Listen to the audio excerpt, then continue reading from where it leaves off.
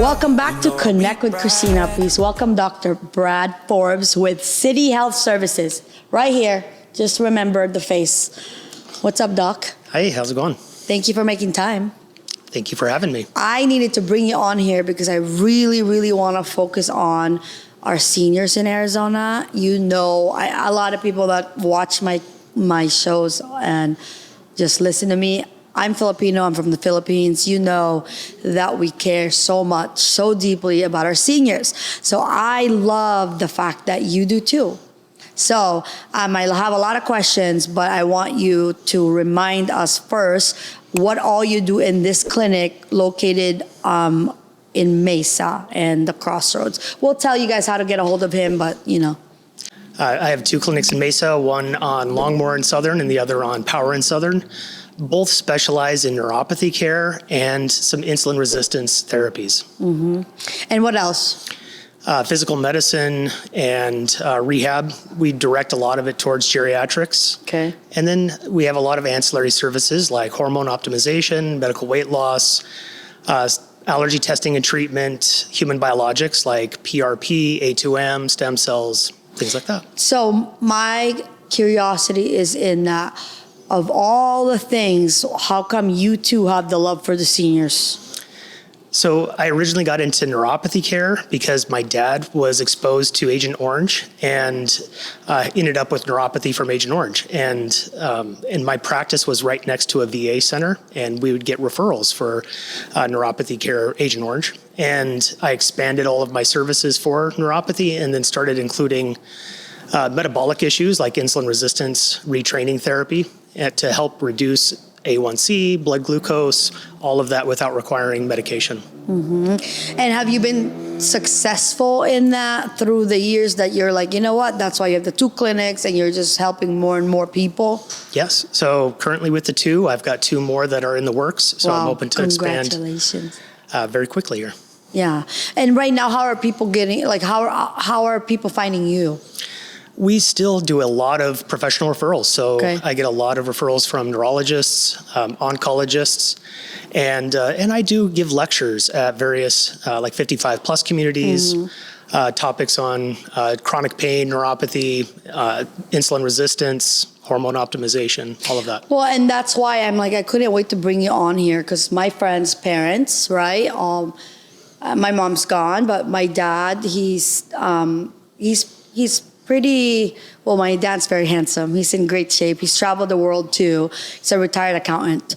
But, you know, it's hard to see him start to slow down, right? And I want my friends, anyone who's watching this, to have access to people like you, because I really haven't found a whole lot of people that I knew on a personal level that took care of our seniors. So what are some of the things, like when you hit that age group, like what are some of the things they deal with majorly? Sure. Mobility is the big one because we get a lot of our health through staying mobile. And some of the things that decrease that mobility is osteoarthritic issues. So, and that's where stem cells, PRP, A2M really comes into play to help keep people moving. Metabolic issues become another issue in the elderly, or as we age, we start slowing down with our metabolism and start having some issues with insulin resistance as we go along. And that has a whole host of other health issues attached to it as well. When you talk about the insulin issues or resistance, what does that even look like in layman terms?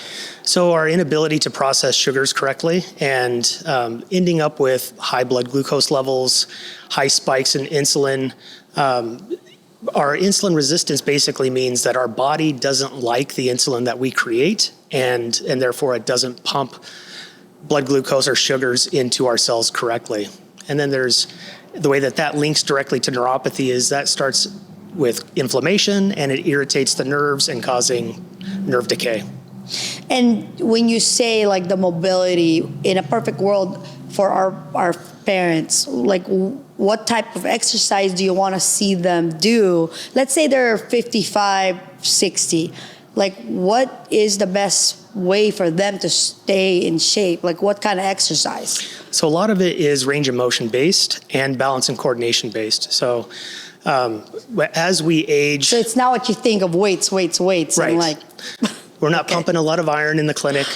but we do want to keep things safe. And we do have quite a few patients that, even though our elderly will lift some heavy weights, but in order to do that safely, they need to increase their balance and coordination. Are you talking about balance? Like, do you actually do the thing on the ball? I'm horrible at that. I can't do that. Yes, some of our exercises are on the ball, but we also have vibration plates that help stimulate the muscles as you do exercises, and that speeds the process up tremendously.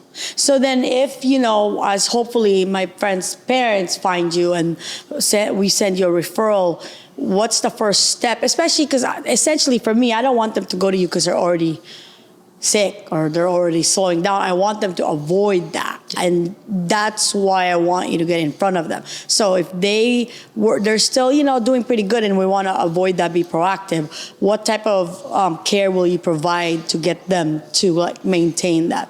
Perfect. So we do a very thorough evaluation on all patients coming into the office. Some of them coming in with very new health issues, or they're kind of on the cusp of creating health issues. And so our examinations can kind of detect the path that they're going down. So the whole adage, an ounce of prevention is worth a pound of cure. So we spend that extra time to figure out what are they on the path for and create plans to help prevent that from happening. And then earlier you were talking about the mobility part, or not having to do 50, 800 pounds or whatever. Because it's hard to understand, how simple it actually is, if you're just stretching in the morning, which people fail to do, like myself, but I'm getting back into that. And, I feel like some of the, even back in the day when they were doing aerobics or you're just literally circling. Are you telling me those are all good for you? Any movement is good, but you kind of hit the nail on the head. Is we all know that we need to be doing some exercises. We need to spend a little time doing stretches. Where I come into play is some accountability. So I help provide that coach and give them the high fives that they need, but also doing it in a fashion that it's safe, so that we can monitor and manage, make sure that they're doing it with correct postures, things like that. Yeah, because we all know what that looks like when you're doing it for Instagram. I'm just kidding. I mean, Justin, you can hear me in the back. How old are your parents? Okay, so 65, a 65-year-old mom and dad. Would you say start the day with, how you said, cardio? So I would actually start the day with proper hydration. So you need to hydrate your body. Listen up, okay? Hydrate your body, because it's not just the muscles, but you got to get the ligaments, tendons, all of the things that create a lot of aches and pains to loosen up. So with proper hydration, then get into some stretching and exercise routines. The key to all of this is consistency. So once or twice a week isn't really going to cut it. You got to make this a consistent part of a lifestyle. So 1 or 2 not. So what are you talking? So daily I'm effort, asking all the hard questions. That doesn't mean you need to be in my office more than once or twice a week, but making a concerted effort to put time into stretching and exercises at least 5 times a week. Dad, don't be mad at me, but I'm going to ask. So, and Tito Bing too. So when they wake up, right, and they do these tapping motions everywhere, and my dad, we bought him little massage things for his legs. Do those help? Yeah, so there's actually a lot of research behind those somatic exercises, and you're stimulating nerves, stimulating your muscles, and just it brings mental awareness to some of the body parts that you're trying to wake up as well, and that helps. It's also can be done through vibration plate exercises. It has some of the similar technologies. So, that's more affordable today, but I assume yours, the office, the one that you have in your clinic, is probably a commercial grade that's really powerful. Yeah. But what exactly does it help? I heard it also does it's helpful for lymphatic system. What else does it help? So, yeah, you hit it on the head. So lymphatic drainage is very important, because that's going to help with the inflammation problems. And then also it stimulates the nerves within the muscles to fire in certain sequences, so that it's basically the equivalent of you doing multiple repetitions with each rep that you actually do. So you speed up the workout pretty quick. I know that, the vibe, like I said, the one in your office, I guarantee I know, which I probably need to use that. I'm not 55 yet. Don't make me rush there. But That one I know is powerful because I've seen, your office. But the ones available just to pick up at this store or that store, are those, do they have the same effect? Are there levels? So they don't have the same effect, but I always tell my patients anything is better than nothing. Okay. So yes, you can buy some commercial, or not commercial, but I guess lesser grade vibration plates on, say, Amazon. Mm-hmm. But in order to get medical quality and medical grade, usually you end up having to go into a medical office. Okay. And so now with you, how do you start your day?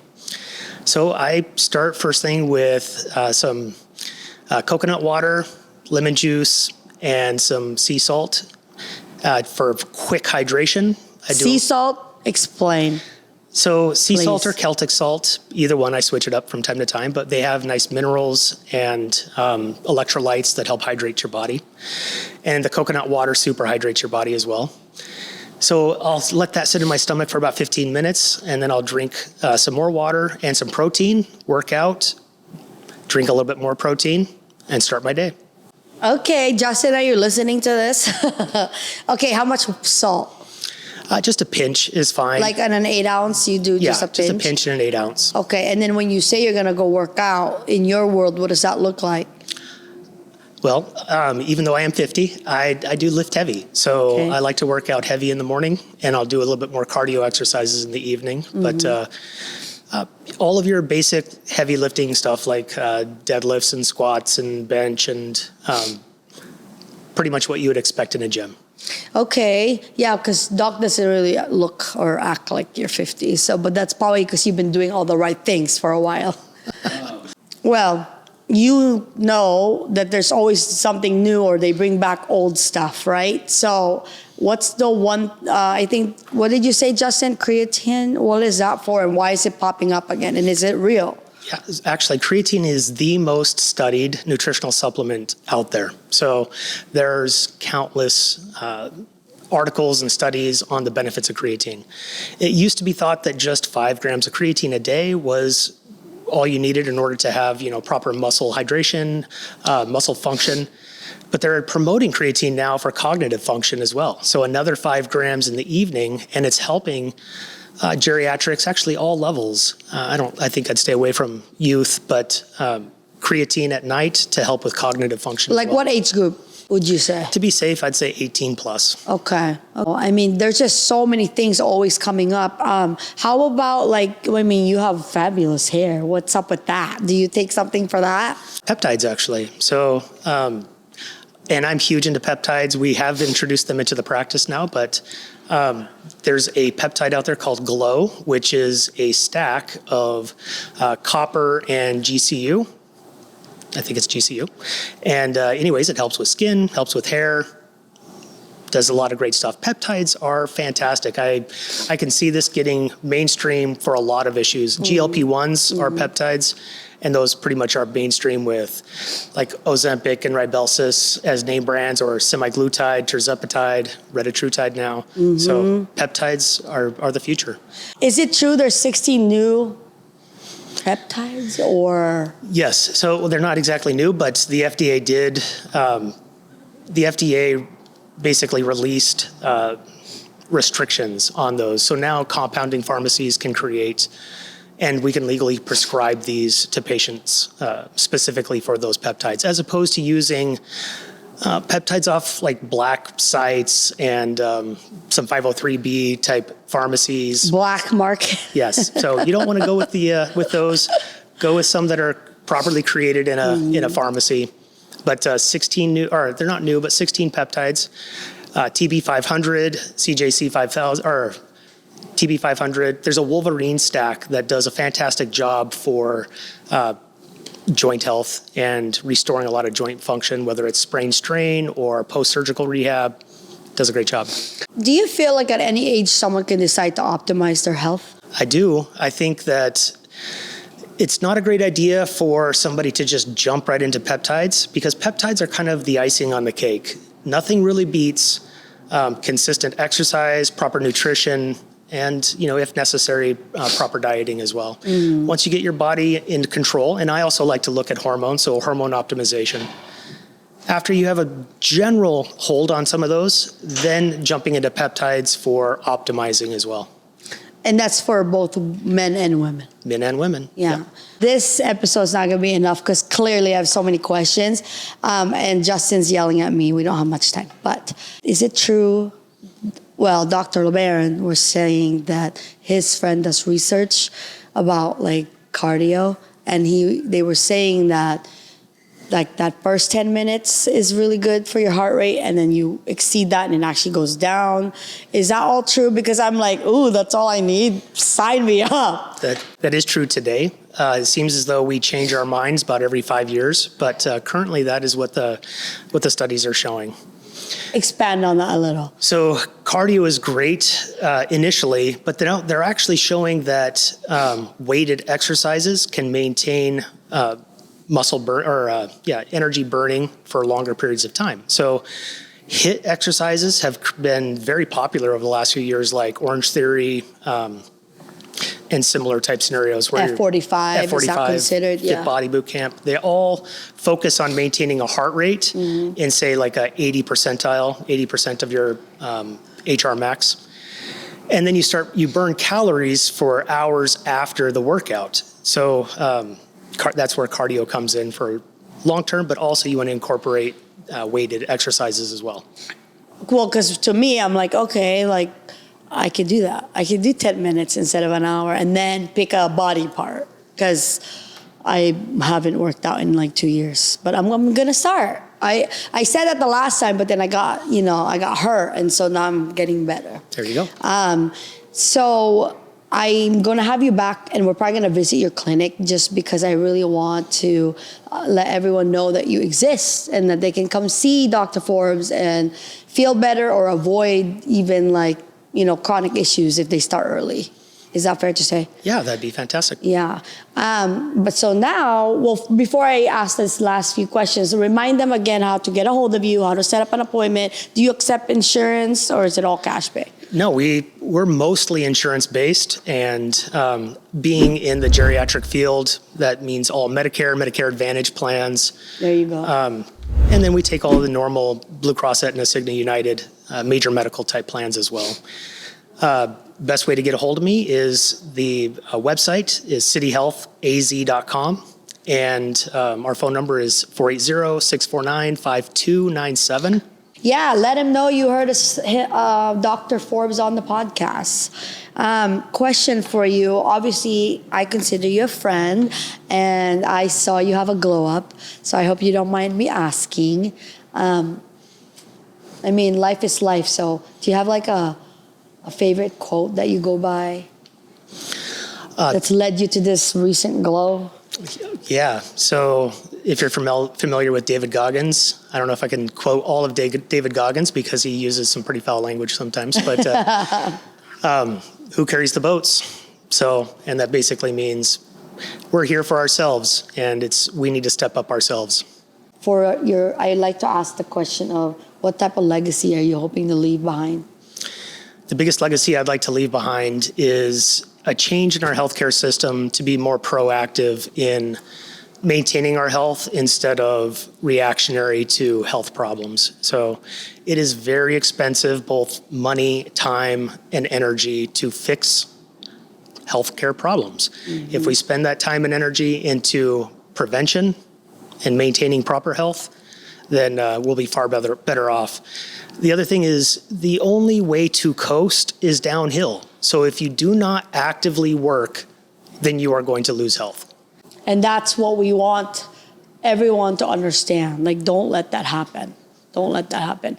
And it's nice to see when, you come across people like you, doctors like you, who took an oath. You care about, the wellness and health in general. And it's not just like, oh, yeah, I'm just here to make money, And right. We appreciate you for that. I know that your heart is in the right place. That's why you're here. So everyone else can figure this out and find you and allow you to help them, their parents. Anyone out there that's influenced who you are today? Loaded question. Yes. There's obviously lots of people. I'd start by saying my parents are great influences to me with work ethic, integrity, and and just standing by our words. So my parents for sure. And then in the healthcare field, Dr. Guy Reichman, who just unfortunately passed just within this last month, was a phenomenal president of the college that I went to, so Palmer College of Chiropractic in Iowa. And he definitely put me on the path for understanding that we need to put a lot of effort into prevention and not focus on disease constantly. Well, sorry about that loss. There's a few people that went to that school, so I'm sure they've heard about that.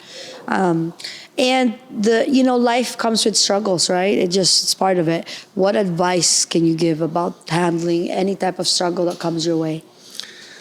I think the biggest advice that I can give is we are all going to go through struggles, and struggles are there to help make us better people. So there's a saying, there's a scriptural quote, and I'm not very good at quoting scripture, but God's not going to give us something that we can't handle. Mm-hmm. So that's true. With knowing that in the background, embrace our struggles, grow from them, and become better people. Okay, last thing before you're off the hot seat, leave your beautiful children a message and your beautiful wife. Thank you. So now you get to look at the camera. Ashley, Jade, Seamus, Piper, and Sutter, I love you guys. Thank you for being there with me, and let's go do some jiu-jitsu tonight. Thank you for making time. We're going to come see you. We'll probably have you back again. I just really want, again, everyone to know Dr. Forbes is here, and you just need to make a call, set up the appointment, and get on the road to get your health back and wellness in check. So till next time, bye.